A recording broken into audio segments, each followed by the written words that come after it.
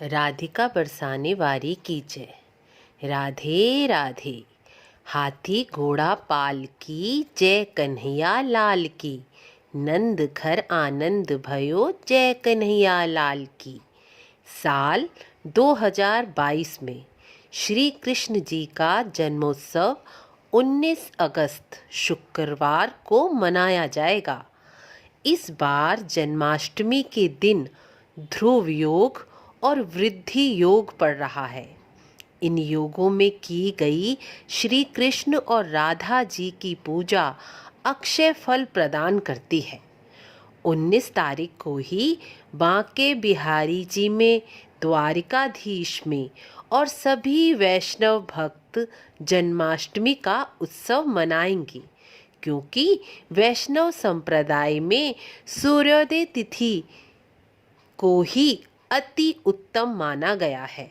ज्योतिषियों के अनुसार द्वापर युग में श्री कृष्ण के जन्म के समय चंद्रमा वृषभ राशि में थे और इस दिन भी मंगल भी वृषभ राशि में रहेंगे, यानी कि चंद्र और मंगल एक साथ वृषभ राशि में होंगे। चंद्र और मंगल के मिलने से महालक्ष्मी योग बनेगा, जो अति उत्तम माना गया है।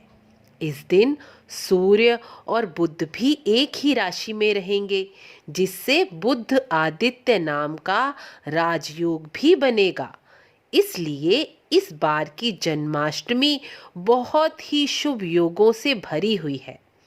अब इस जन्माष्टमी पर हम अपने ठाकुर जी को रिझाने और उनके सेवा करने का कोई मौका भी हमें छोड़ना नहीं चाहिए। तो चलिए पहले हम ये जानते हैं कि हमें ठाकुर जी को कौन कौन सी उनकी प्रिय वस्तु चढ़ानी चाहिए।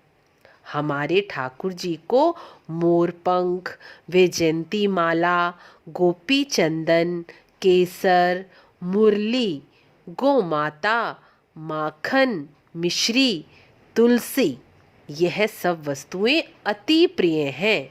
इसलिए ठाकुर जी के पूजन में यह सभी वस्तुएं होना बहुत ज़रूरी है। इन वस्तुओं से ठाकुर जी बहुत प्रसन्न होते हैं। इस दिन ठाकुर जी के पास बछड़े वाली गाय को स्थापित करने से घर में समृद्धि और वैभव की वृद्धि होती है।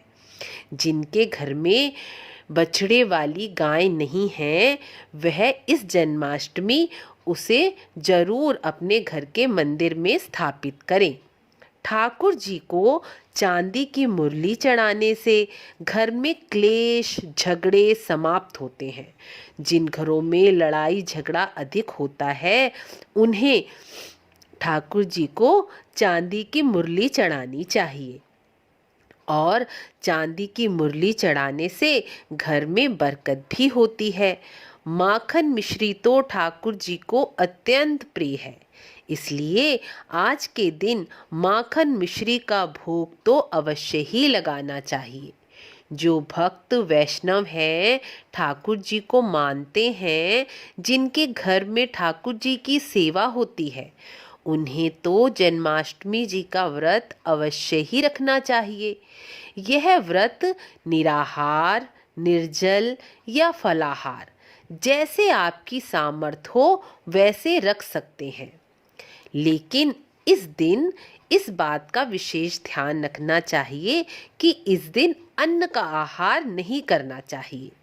जन्माष्टमी के दिन 12 बजे के बाद फलाहारी भोजन और पंचामृत, जिससे ठाकुर जी को स्नान कराया गया हो, और पंजीरी के प्रसाद से ही व्रत खोलना चाहिए। यदि आप अपनी सेहत के कारण फलाहार नहीं रख सकते, फलाहारी भोजन नहीं कर सकते, तो भी रात को 12 बजे के बाद, कृष्ण जन्म होने के बाद आप अन्न खा सकते हैं, लेकिन पूरे दिन अन्न का भोजन ना करें। जन्माष्टमी के दिन चावल और जौ का सेवन भी कदापि नहीं करना चाहिए। इससे जन्माष्टमी के पूजन का फल नष्ट हो जाता है और दोष लगता है। जन्माष्टमी के दिन श्री कृष्ण कथा, विष्णु सहस्रनाम, गोपाल सहस्रनाम, श्रीमद् भागवत महापुराण और श्री कृष्ण के मंत्रों का जप, जैसे ओम नमो भगवते वासुदेवाय, ओम कृष्णाय नमः, ऐसा मंत्र का जप करते करते अपना सारा समय व्यतीत करना चाहिए और ठाकुर जी की सेवा में लगे रहना चाहिए। रात्रि को 12 बजे श्री कृष्ण को पंचामृत से स्नान कराकर पीले वस्त्र धारण कराने चाहिए। चंदन लगाना चाहिए, माखन मिश्री का भोग लगाना चाहिए, धनिये की पंजीरी जिसमें फल और खीरा अवश्य मिला हो वह भी भोग लगाना चाहिए। भोग में तुलसी दल अवश्य ही डालना चाहिए, क्योंकि बिना तुलसी के ठाकुर जी भोग स्वीकार नहीं करते। भगवान श्री कृष्ण की आरती कपूर से अवश्य करनी चाहिए। माँ यशोदा, नंद बाबा जी को भी बधाई अवश्य ही देनी चाहिए और खूब घंटी और शंख की ध्वनि करनी चाहिए। रात को 12 बजे के बाद श्री कृष्ण का पूजन करके कच्चे दूध में जल और शक्कर डालकर चंद्रमा को भी अर्घ प्रदान करना चाहिए और उन्हें भी बधाई देनी चाहिए, क्योंकि श्री कृष्ण का जन्म चंद्रवंश में ही हुआ है। ऐसा करने से चंद्रमा भी प्रसन्न होकर अपना आशीर्वाद प्रदान करते हैं और कुंडली में भी चंद्र दोष हो तो वह शांत होता है और उसके बाद आप अपना व्रत प्रसाद और चरणामृत से खोल सकते हैं। इस दिन ठाकुर जी को झूले पर अवश्य ही बिठाना चाहिए और छठी तक ठाकुर जी की सेवा झूले पर ही करनी चाहिए।